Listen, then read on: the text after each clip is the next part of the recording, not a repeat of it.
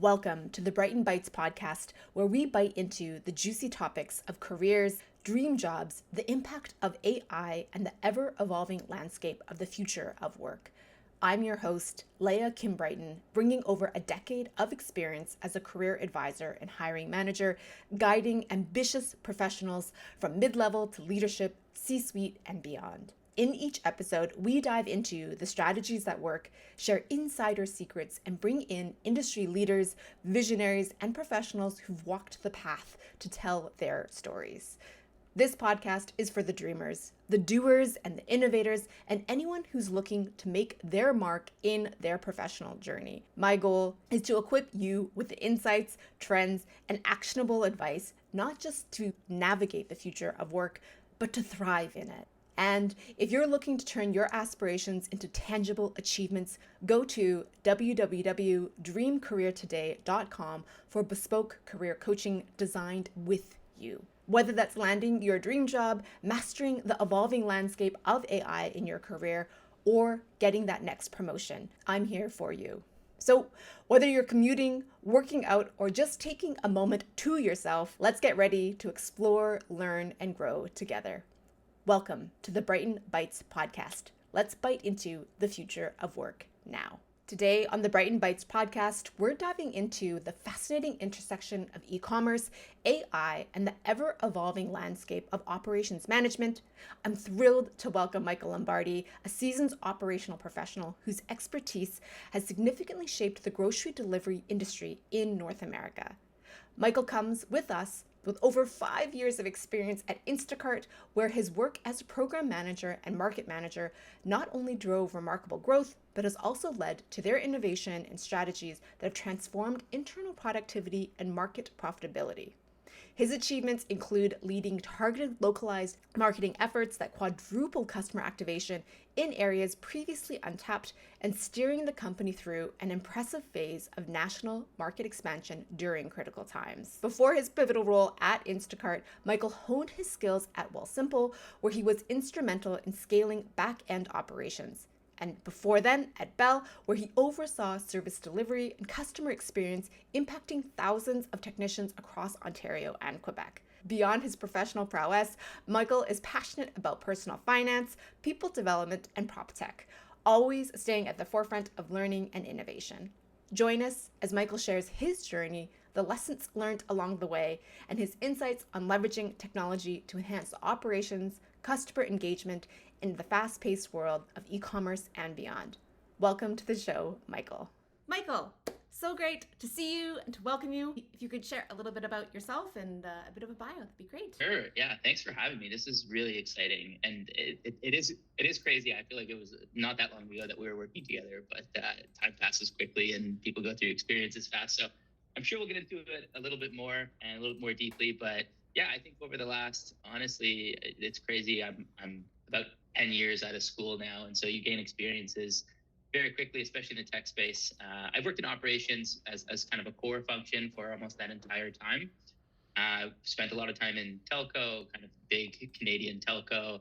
Spent a brief period in finance and spent the majority of, I think, the last or most recent stage of my career in the grocery delivery space, or working a lot in the gig economy. And I think as an operations person, it's a really different experience in each of those facets. So happy to go a lot deeper into each of them. But yeah, that's kind of a quick and dirty on me. I think the other thing to add is on the side, I spend a lot of time investing in residential real estate, which has become a little bit more than a side project, but is a lot of fun as an operations person. I imagine there's a lot of good carryover for skill set in kind of the intricacies of that process. A lot of folks are curious about, career transitions. I think certainly when I was growing up, the mentality was still like, you will work one job for your entire life and you'll retire there. And that is, nothing could be further from the truth. And would love to maybe kind of hear your insights as far as, you mentioned a number of different sectors that you've been in, and how have you been able to navigate so many different careers across so many different industries, with the through line, obviously, of operations? Honestly, the very beginning of my career, I would say industry almost happened by chance. I think recruiting out of school, there were a few options on the table, and this was, I almost chose it for the experience of what I thought the program would be. It was one of those rotational management programs. And a lot of the banks, a lot of the telcos, a lot of the big consulting companies had this at the time, and I don't know if they still have them today. I think for the most part, but I would say between sort of spending time there and the next jump, tech in Toronto specifically was just really catching heat. There were a lot of jobs available, and I guess that would have been 2017 or so. Oh yeah. And yeah. So things were really heating up, and Wealthsimple was a really exciting company, and I think continues to be for different reasons. But they were a very exciting company at the time, and they were hiring pretty quickly. And in my mind, and I really didn't know how it would go, but I wasn't necessarily job hunting. But where I was in my career was, about 5 years beyond, when I graduated, and I made a couple moves, and it was really, exciting. But I thought it was probably the first time I started to think long term in my career. The first 5 years kind of went by as a bit of a blur, and I was like, all right, well, 5 years from now, where do I want to be? And the answer wasn't necessarily like just a higher level in the same vertical or in the same space. I wanted to get a little bit wider and sort of expand outside of the industry, and Wealthsimple seemed to provide that opportunity. So I would say like transition one for me was mostly to go a little bit wider on industry and start to get into tech, which was just a super exciting space. And I would say transition two for me, going to Instacart. To be honest with you, I wasn't necessarily on the lookout at that point either. But the move was very different. The first portion of my career was managing large teams in the field. And I would say at Wealthsimple, it was a lot more of integrating, scalable tech into processes and understanding, okay, how do product managers make it work, and how can we make this piece more efficient? And at Instacart, it was kind of those two things coming together. And at a medium-sized company as well. I think I'd gone large, small, medium, and that comes with all of its own sort of pros and cons. But yeah, those are kind of the two big transitions mine. That's great. And, I think just to highlight, I feel like there's so many gems that you just shared within that. And one being, when I talk to a lot of people who are newer in their career, I feel like they put a lot of pressure on themselves to have figured everything out, to know exactly where they should be and where they're going, and have that trajectory. And, what you mentioned is you kind of fell into your first initial role, and continued along for the first couple of years, 5 years or so, and then you asked a really important question, like, is where you are right now, and giving yourself kind of that leniency and permission to just explore what was out there in the workforce. But then afterwards, having a pause and reflecting to see, like, is where you are now where you want to be, but simply with a larger job title, right? Like greater responsibilities or whatever that potential career track could be. And you came to a really important realization and understanding, is that it wasn't. You wanted to do something different, and then going out and really pursuing that. And I feel like that's such an important thread for people to understand, especially if you are newer in your career or starting into a new industry or wanting to have a career change or switch of some kind, is like giving yourself that permission to explore, to try out different things, taste different things, and then reflect and ask yourself if that's like continuing to be the path that you want to pursue for yourself, right? Deciding of the many different options. Michael, you're very talented, you're very bright, you would have lots of different options in front of you, but really just seeing like what is exciting to you as an opportunity to pursue, and something as far as your job and your career where you invest so much of your time, like what is it that could spark yourself to continue to want to explore an opportunity and grow in that skill set, however that might unfold. So I think there's like a lot to really gain from that as far as your own career path, and really navigating from a big telco here in Canada to tech at Wealthsimple, and now over at Instacart. And I'm curious, you had mentioned, which is something I think is always really important to consider, is the difference between working at a smaller company, say an earlier stage startup, which Wealthsimple was when we were both there, versus like a scale up like Instacart, certainly, and as you've seen it grow during your time there. And then obviously, when you were at a telco, which is like a much larger engine and beast, I would kind of liken it to my time in the federal government. It's just like a massive machine. But would love to hear your thoughts about navigating and working in those, three very different kinds of environments. Yeah, sure. So I think when you're at somewhere large, and again, this is from my experience at that place, but also built based on peers and other sort of mentors of mine who've worked in the space and made that switch as well. You're able to influence change, or I guess if you are, which usually takes a little bit longer, a little bit more red tape, I think your impact is usually at scale, and that's the upside, right? Is a story that you can tell about, well, the change I made, impacted X thousands of customers, even if it was the first change I ever made at the business. But I would say that your scope is quite narrow by definition, right? You are working in sort of a vertical within a vertical within a vertical, and those lines between them are pretty well defined. And so I would say the upside of having a narrow scope is that there's usually a bit more room for error. And for that reason, I think it's a really good place to learn and to build skills. And so on the flip side, at a smaller company, and sort of as I made that progression to a smaller company, and I'd say I went from like a 50,000 person org to a few levels down. I think I kind of skipped a few going from there to Wealthsimple. But you're influencing change, might be a little bit easier because there's less layers to the actual execution of the change. But obviously, the impact is smaller in terms of end game and the total customers and the total GTV or however that business measures its moves. So the huge upside is the ability, I think, in my opinion, to rub shoulders cross-functionally with very few limits. You usually get a taste for different business units without necessarily needing to make a change in roles, right? Like, and this was, I would say, even more true the more in person the team is, right? When we were working together, we sat like feet away from 3 or 4 different orgs, and it was fun. It was incredible. You got to sort of shadow people, whether it was because you were working on something together or whether it was just because you were curious and local and friendly, right? So that is much, much harder at a large org. And I learned a ton almost through osmosis on things that I otherwise wouldn't have had I not made that move. Such an important contrast that you mentioned, right? Like scale versus scope. And I feel like that is a really great question to really kind of ask yourself, and different opportunities to explore, right? So if you are, I think the scale of impact, right? Like thousands of customers, or, depending on certain tech companies, it could be like hundreds of thousands, right? Even as an intern, you can have like a massive amount of impact. But, there's also the limitation as far as, as being able to be cross-functional, learn other function areas of the business, and then also really kind of giving yourself that latitude to talk to a variety of different people in different industries as well, which I think is one of like such a huge benefit of working at a smaller company, just to give yourself kind of that flexibility. So yeah, I think those are like really great things to consider for folks kind of wherever they might be. And then also even, for yourself, right? As if you are currently an employee at any one of these kinds of companies, how can you use that as an opportunity to maybe challenge yourself to explore these different areas? Michael, you obviously have managed lots of different teams. I think that's an important part of, what you have done, and certainly where you are right now. You mentioned for operations, either when you're at a telco, a large team for boots on the ground. I actually think at Instacart, because don't you oversee the shoppers as well?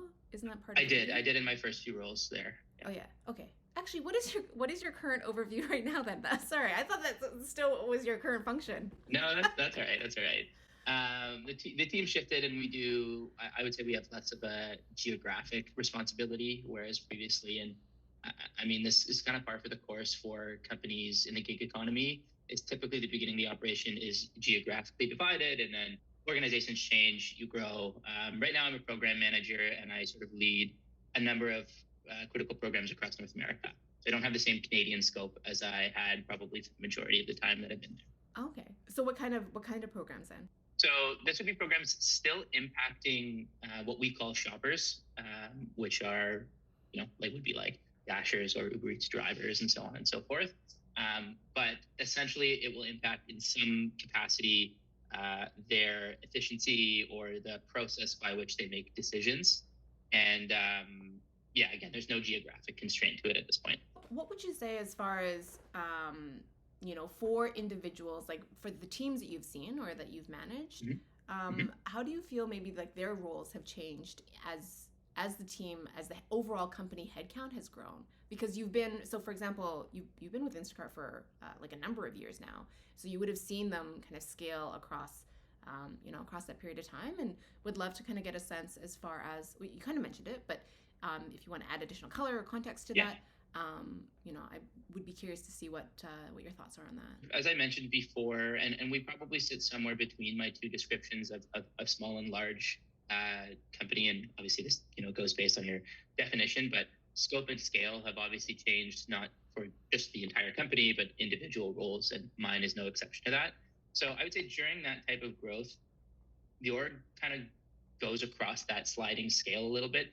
So roles are also being constantly redefined, whether there's an official change or whether it hasn't happened quite yet, but it usually will. I think as a player in the game, staying ahead of that curve is really important, right? So like not just the expectations of your immediate manager or your immediate team, but also the expectations of the orgs at large, right? So what is priority today? What is priority 6 months from today? How can I sort of start operating in that space before we necessarily get there?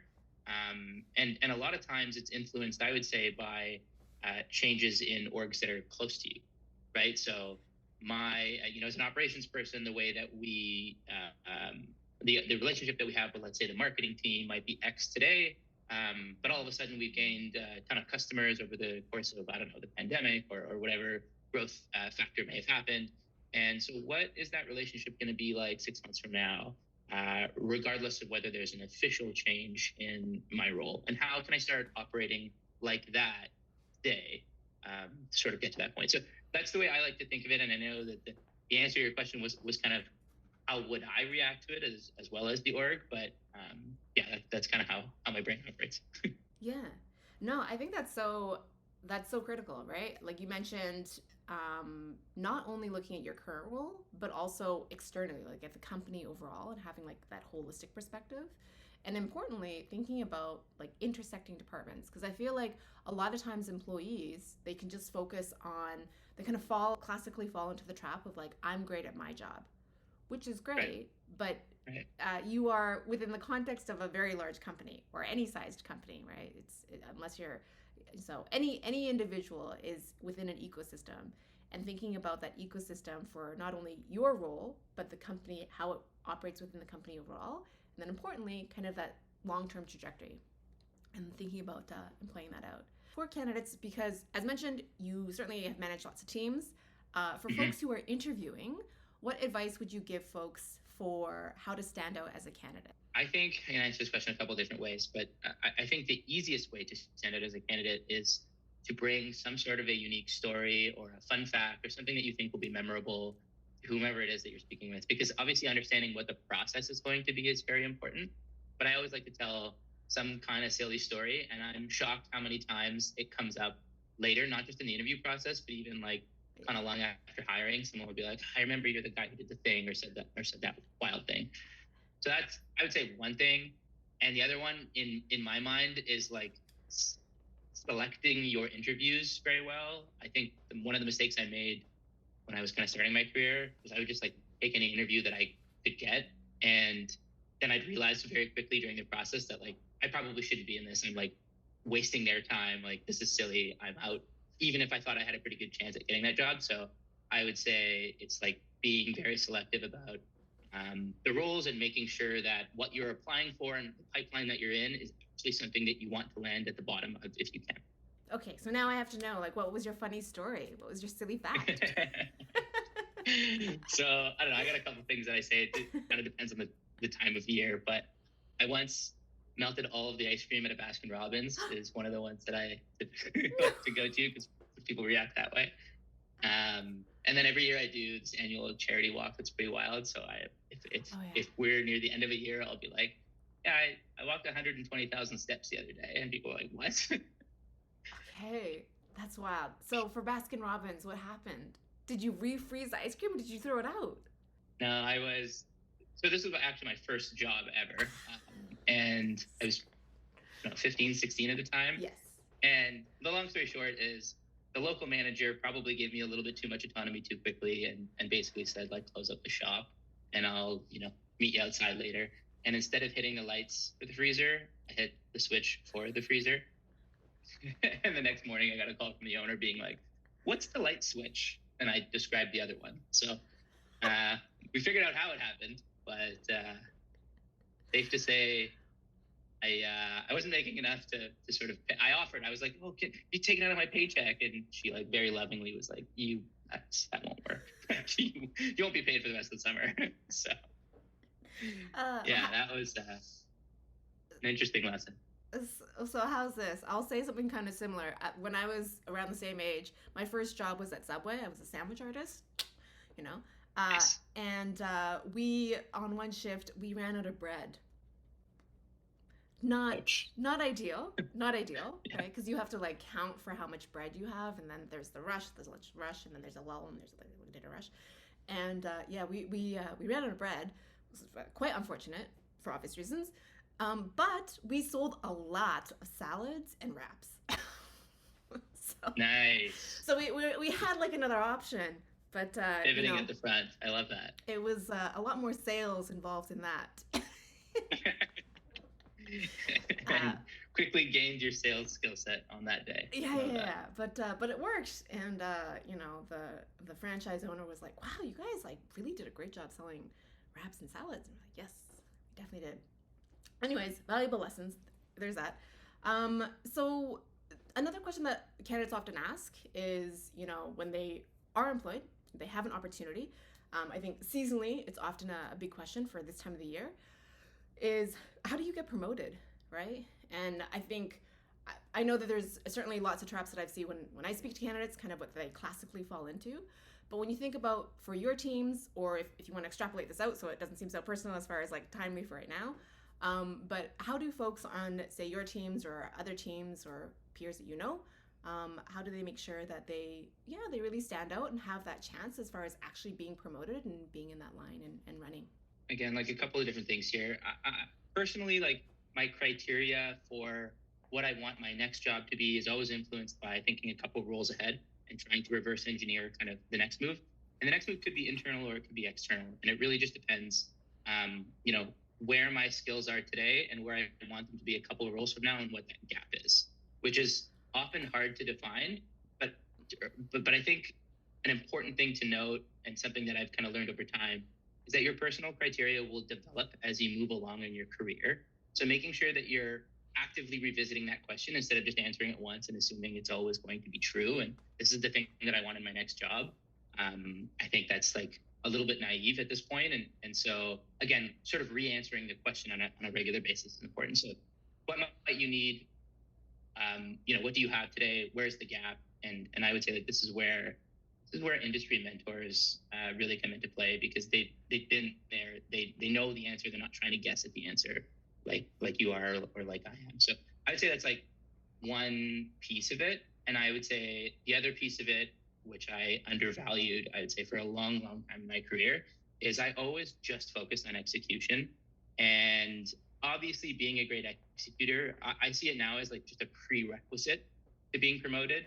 Like if you can't show that you're talented based on this sort of stack of undeniable proof that you've been putting together, it's just not going to happen. But I would say on top of that, I'm still learning this part, but on top of that, it really is influence, right? Like I think undervaluing that, you can do all the work you want, and if no one knows that you did it, it's not as valuable if the goal is to be promoted, or if the goal is just to make a vertical move externally, right? So call that internal or external promotion. So I don't know, you just can't ignore politics at work. It's part of the game, and I think showcasing your work is something that I undervalued for a very, very long time. Yeah, I think so. I think that's like such great points in that, really looking at kind of your long-term goals and growth. And continuing to revise them, right? Like not just looking at it once and then putting it away and giving yourself a check mark and then forgetting about it forever, but really doing that continuous revision for yourself and review. And then importantly, and this is the trap that I find a lot of the individuals that I speak with, because what happens is it comes, classically I'd say the story is that it comes time for review. I mean, maybe that is in June, maybe that's at the end of the year, the beginning of the year, a lot of companies differ on what that review cycle looks like. And then the expectation is, because they were good executors, is that there'll come time for this review. And in that one meeting, they will suddenly get, the raise that they want or the promotion that they want. But what kind of the unfortunate reality is that good execution is just one piece of it, and the politics or your ability to really promote and make people aware of the work that you have done is unfortunately or fortunately equally important.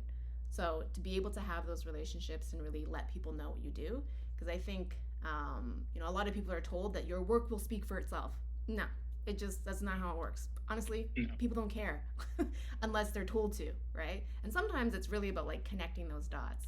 So I think that definitely. And I think it's true that you want those promoters built throughout the year or whatever time that you're doing that review over.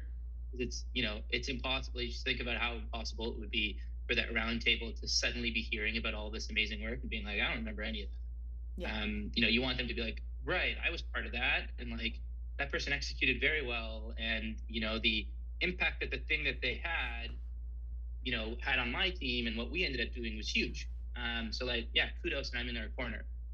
So I think like building it is important, shouting it out is important, but that being a consistent process rather than a once a year process is also really important. Yes. Yeah, it's so key. And I mean, you raised a really great point. Your advocacy for getting noticed or recognized will be that much greater if whatever you have done has clearly impacted that other person and their team and made, ideally, their life easier. So I think really like keeping that in mind strategically in what projects you choose to do, how you execute your work is really helpful as well. If you're somebody who wants to, grow and, get promoted. If you don't, if you're happy just to like chug along, then do that as well, right? There's a whole range of folks. So I think, let's see. Okay. I think a lot of folks right now will say like it's a pretty competitive market in general, right? I think the market can ebb and flow. What do you feel like is a helpful way in order to like stand out even at say like the resume phase? So even when you're just like looking at like very early versus in interviews we talked about that and really being able to show up and like bring some personality and color, but what would you say even at the resume stage is an important part of how candidates can really stand out even at that stage? That's the toughest, like in my mind, getting your resume selected, and like for me, I'm always striving to like get that first in-person or virtual remote interview, and then there, like it's in my hands. But before that, it's always like I need a hack or something. And I think traditionally, for a long time, in my mind, the hack was always like, can I either leverage somebody who works there to put in a good word, or do some sort of relationship leveraging to do that, or to be honest with you, like I've been on the other side of it where receiving a super high volume of resumes is just impossible to look through. So is it a keyword thing? Do you basically try to optimize to like, trick the first layer into selecting your resume? Is there something a little bit more to that? I definitely don't think I've cracked this code, but I'm always, shouting as loud as I can in some way to try to get the first person to talk to you. Now, I do think beyond that, the skills and the sort of stack of undeniable proof that I was talking about before really come into play. But yeah, step one is hard. Yeah. It certainly is. And I think, standard good resume practices are also really important as well. So, to that, I think it's shocking how many resumes are still like 10 pages long. I mean, that's lovely, but one page. Nobody's gonna have time to read through all that. So, it's. See, that I will say that is a big challenge of mine, and you don't really have this challenge at the very beginning of your career, but I found compressing and deciding what should stay and what should go, because almost everybody, assuming you have a little bit of work experience, can write pages and pages if they want, especially with like the assisted writing that we have today. But nailing what are the things that they want to hear that I have done, where do those overlap, and doing it in such a small way. Like I probably have, if I were to save V1 V2 on my resume, I probably have over 100 at this point, but we're just down to the nitty gritty. That's such a great point, right? Because a lot of candidates ask that, right? I have 10 years experience, 5 years of experience, how could I possibly fit that into 2 pages?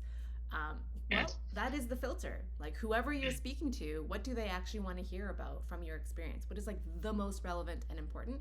And honestly, I say this to candidates, it's to your advantage, because the better you are at editing and filtering the most important parts of who you are and your experience for that opportunity, the better they will be able to understand your value that you bring to that company. So it really is to your benefit. Otherwise, they might just Yeah. read about your time at Baskin Robbins, which you don't really want them to know about. Or like that is not as Yeah. relevant as your time anywhere else, right? So I say to people, it's like, where's Waldo? If your resume is like a where's Waldo and they have to work that hard to try and find Waldo, versus you can just find it, like Waldo is on like Yeah. a blank page.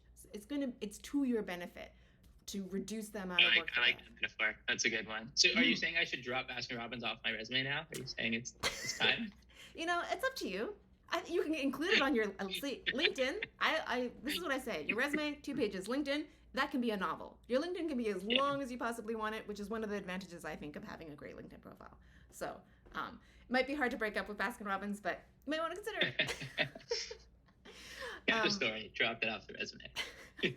As we had touched upon a little bit, you mentioned as far as our assistants that we have now for writing, and really it seems like anything, is the future of work and really AI and this like incredible digital revolution that we're seeing now.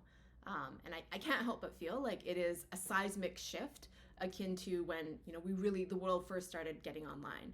So less so the transition from like dial-up to high speed. Obviously that was significant, but I feel like the AI revolution is more similar to the fundamental shift from being analog, as in not online, to suddenly getting the internet.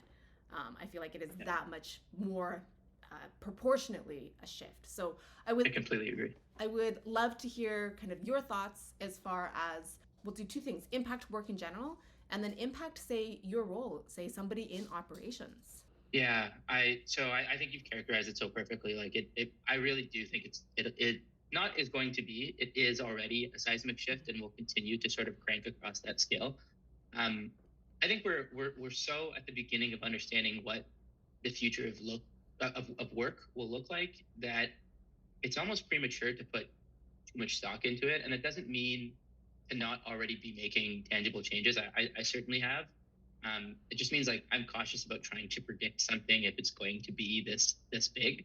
And it shocked me that even a year ago, if we had been having this conversation, or maybe pre-GPT, so a little bit more than that, I would have been so confident that physical labor automation would have been the first. And it is completely flipped on its head. And now it's very clear that knowledge work is kind of first to be automated or augmented, whatever word you like to use. I think to your point about operations, we are and were and are constantly looking for ways to augment human labor and understand how we can do things at greater scale, right? And so whatever technology that you need to leverage to do that, this is one more of those things. The crank just happens to be a lot further than most of the other things that we had access to or continue to have access to. So in terms of how I might approach this or how I am approaching this or how I think others should, I think being at the forefront of learning how AI influences your space and being sort of at the front or being the first to implement it, to supercharge whatever it is you're working on is really, really important. So I probably think of it more as a tool than a replacement, and learning to master the tool like any other is always going to be important. Mm-hmm. And I think that's so important, right? Like you just mentioned, right? So not ignoring it, not necessarily fully embracing it and embedding it in everything that you do, but just looking at what is available, how could it possibly impact what you're doing and your sector as a whole, is a really helpful, I think, framework to look at. Because I do feel like anybody who's even just moderately aware or even has played around with, say, ChatGPT or some like entry level, like very foundational tools, they're disproportionately, the vast majority of individuals have not, which I think is wild when I consider how very helpful those tools already are. So I think that's a really helpful model to think about in general. When you think about kind of for specifically within, say, operations, are there, I know we don't have to be like predicting the future, but how do you feel like there's ways even today in the current tools and technologies that we have right now that you feel like could impact, say, your industry right now within generally operations? Yeah, so this is, I would say, very industry specific. Mm-hmm. So like in the world that I work in, we're already implementing and sort of constantly looking for new tools that we're going to use honestly, to make a number of changes across the org. And I think even outside and thinking back to previous work that I've done, if the tools that are coming into existence today or that are already on the market existed 5, or 7 years ago, how would those businesses be different today as a result of putting them in? And it's kind of how I always think of it is, well, we didn't have this back then, but if we did, here's how that business may have played out, and here's what changes we may have been able to implement. And so now that we do, what else could we possibly do with this? So, like the possibilities are almost endless as it pertains to we're trying to do more with less, and this piece of software, although it is powered by, I don't know, ChatGPT or some other large language model, is going to be able to influence a specific task very, very differently than some other task, and those can vary based on industry, I think, for the most part. Yeah. And what do you think, how's this? If you were to wave a magic wand for creating some AI model of some sort that would have the most beneficial impact for your job, what would that be? Or what could that be? That's an interesting question. As it relates to managing teams, whether they are teams of people who are directly reporting to you, or whether it is an indirect reporting line, or whether they're, quite frankly, like gig economy workers who are not managed whatsoever, there is a ton of, in all of those situations, there's a ton of administrative work that is critical to have. And I would say putting that together on a monthly, quarterly, annual basis is a ton of work for those who are responsible for it today. And that doesn't, I don't just mean, again, like this isn't just management work. This is like HR work. This is really anything central. This is like legal work. This is accounting work.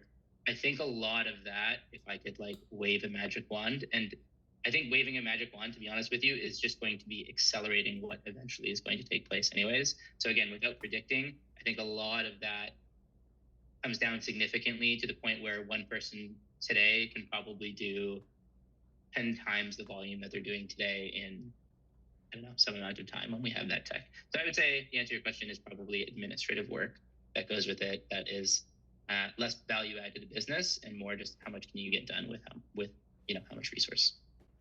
That's there was a study done by I think it was McKinsey, anyways, for on consultants, and they found, just speaking of like the both quantity and speed as like two main parameters for effectiveness, they found that individuals who used consultants who used AI were able to do 12% more work at 20% faster speeds for output. And so combined, right, that's like a powerful, and that's just now, that's like even with our basic level of like training and implementation. So it's not like, I would say in the future we'll have more in-depth training or it'll be like standard knowledge, like people generally know our organs and where they are in our body, versus in the 1800s, nobody had any idea. It was just like randomly, we would breathe and people were happy. So I think, and I feel like we're seeing that now, right, with the tech lab, some implications of that as far as, in headcount, and one of the most expensive items for a company is headcount, right? Not only salaries, but benefits and everything else. And so if the expectation or understanding is that one individual can do 12% more work at 20% faster speeds, then I would anticipate at a minimum 12% of like a trimming for headcount. And I think it's efficiency and effectiveness, right? Like in my mind, aside from quality, which I know some folks and very legitimately will question if a model is just like making things up entirely. So there's certainly that piece, and like we need to account for it. But I typically honestly use it mostly for, there's some creative aspect of a task that I need to do, and I just need more ideas. Like I need more at the top of the funnel. I can whittle them down. We can work within parameters that exist to whittle them down. But like, give me more at the top to work with. It's a huge, huge lever that we never really had to pull. We were just like sitting there in a brainstorm, and what can we really come up with in a fixed amount of time? Well, now time isn't really a factor. Like we can come up with an unlimited number of thoughts to whittle down. So that was like a big thing, and I would chalk that up to effectiveness more than just efficiency. I call it like the blank page syndrome, when you're just like starting as a blank slate and you're like, oh no, this is terrible. You're just looking at the cursor, the blinking cursor. So there is that. A common question that folks have right now, I think that the pendulum as far as work, structure and or culture has gone in two very different directions. Obviously, during the pandemic, everything was fully remote and people just broke all their leases and nobody was going to return to the office. Now, after a couple years, folks are now kind of swinging the pendulum in the opposite direction. With very much, for some, like as a fully on-site and on-prem requirement, not even as an optionality, but as a requirement. Others kind of finding some intermediary as far as a hybrid model. Would love to hear your thoughts as far as, what you think is most effective, kind of where the future trends may be. Maybe not predicting. I know you're not a fan of predicting, but maybe what you feel is most effective. Yeah, I mean, it's hard to say. I think we'll mostly be in the hands of obviously the individual decision makers. I think the market obviously has shifted back a little bit, like you said. I don't think we're ever going to go back, and again, as a group, to pre-COVID, office as a default for most knowledge workers. Right. I just think that like the experiment has been run, the results are there. There are so many tasks that we just didn't value remote work before, and now we do. So again, I think the pendulum has definitely swung back. I don't think it'll ever go back to where it was. I would say that like in terms of, again, always, how this impacts us and like how folks should act based on what we know right now, at least, is not to necessarily discount FaceTime. And I don't mean the app, I mean like time with people in person. Yeah. I was pretty strongly on the side of like, we do all of this stuff remotely. And to be honest with you, a lot of my job was remote before this all happened. I happen to live in a city where our company has an office. And if that wasn't the case, I could have still done, for the most part, the work that I was doing at the time. And so I think that there is still a lot of value, like we talked about being promoted earlier, right? There's so much value in the efficiencies that we gain from deepening our relationships in person. It's sort of unparalleled versus remote. And as I said earlier, it's not just about executing. That's just a prerequisite, right? Like we need to build these relationships and we need to be able to show kind of what we're doing as well. So I don't know where the pendulum goes, but I just think that we've run an experiment with pretty clear results for a lot of specific tasks. I mean, to promotion, I think there is a study done by Harvard Business Review, HBR, and they found that I would say unsurprisingly, the people who were promoted spent time in the office, even if they had the option to be hybrid or not. So right. I don't feel like it was like a linear increase, as in like the more you spend time in the office, the more likely you were promoted. I don't think that wasn't the result, but it was at least spending. Be like, live in the office. Just joking. Don't do that. But it was definitely there were clear trends and patterns that indicated that those who had some face time, with leadership, with management, etc., were promoted. And I don't think that's a surprise. I think that some people might be really upset hearing that for those who are, fully remote advocates. But I also personally feel that you can't help but recognize that we are humans and we have grown up for literally centuries being in tribes and being face to face. And I think it's just something that you can't extinguish. I think it's important now to understand what you just said and like appreciate it and give it the value that it deserves. And I think the cool part about that is we can now be intentional about it. And because we all understand it so well, we can all say, all right, like we should go into the office on these days together because we know that it's valuable to be in person, and it doesn't necessarily need to be a water cooler moment in order for it to be valuable, right? Like on the flip side of things, sort of as the pandemic waned and we were able to get back in person and now it became an option. I was once trying to sort of organize some time to get together with a previous boss of mine at the time, and honestly, like half for a social catch up and half like because we needed to discuss a few important things. And we could have done that remotely, and we were just kind of looking for an excuse, I think, to have a coffee. And we're negotiating dates and times and this and that. And then I was like, all right, fine. What about this date? And I chose one that was way far out. And he looked at his calendar and he said, that's just, I'm too busy that day. Like I have too much work to do that day. And I was like, think about that. Like put that in the context of pre-COVID. I have too much work to go into the office. Like it is a burden for me to go into the office because of the tasks that I can do. I know I don't need to necessarily be there. That was the context that he really meant. But it was fascinating to me that we had gotten to that point where we could say that and it was just the truth, right? So we certainly value our time in person, but we just value it for different reasons than we may have before. That's such an interesting perspective, right? And recognizing that just as we have different tools for different functions, right? So obviously we have Zoom for things like this, or we have other, we have our phones and we have whatever else. But recognizing that in person is also a tool. Like it's not a necessity, like it's not a requirement, but it's a tool as far as having a function. Yeah, it has value for a specific function and not necessarily for all functions all the time. Yeah, has like a very specific utility to it. I did want to also, recognizing what you had mentioned, your side hustle, which is becoming more of a real full-time hustle, maybe 2 full-time jobs, but I did want to give time to that as well. And I had messaged, I'm certainly interested in, and I think a lot of people are, because the real estate market in our city is wild. But I think a question that I had is like the difference between, I've done some YouTubing, obviously, as a good millennial does. I've done some YouTubing, but would love to hear your thoughts on the differences between, say, a HELOC versus a home line of credit. And if you have insights or perspectives on that, I think that your listeners and your audience would really appreciate it as well. Yeah, so a home equity loan, and I'll say, like, I've taken advantage of HELOCs before, and I certainly value them today. They both ultimately give you a little bit of liquidity that sort of leans against or leverages your existing assets. So if you're taking a home equity line of credit on a property, it is essentially acts as a revolving door and a revolving credit like a credit card would. So you have access to X amount of capital, and obviously they calculate that based on your own ratios, your same things that you would give them to qualify for like a traditional mortgage. But you have access to capital and you can essentially utilize it whenever you'd like, and you only start to pay interest on it when you start to pull off of it.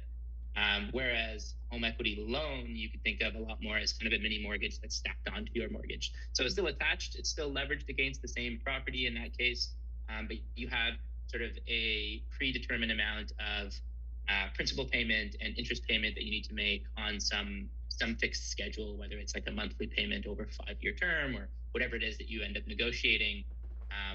So you basically begin to owe interest on it at the moment they give you the money. You don't have the flexibility to say, okay, hold on, now I'll take it. Right. I don't need all this. That makes sense? Yeah, exactly. That's one of the reasons that I kind of opted for the HELOC, was the flexibility that, okay, I know I can get this liquidity today. I know I can get the access to it, but I have no plans to spend the money today. So I don't want to start paying interest on it, right? I'll pay interest when I actually use the money for something that can provide some returns. Okay.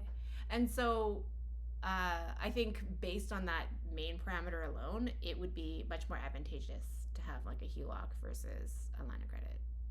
Yeah, they may make different offers though in terms of interest rates. So like you have to be cognizant of that. It may be more expensive. In my experience, the gap hasn't been that big. So it's, up to a mortgage broker, obviously. But sure. Yeah. So what would you say then if somebody was interested in the real estate game, because you have certainly been very successful at it, what would you say, or what do you feel like your audience would benefit from in kind of getting an understanding of maybe entry point and or growing, say, their portfolio?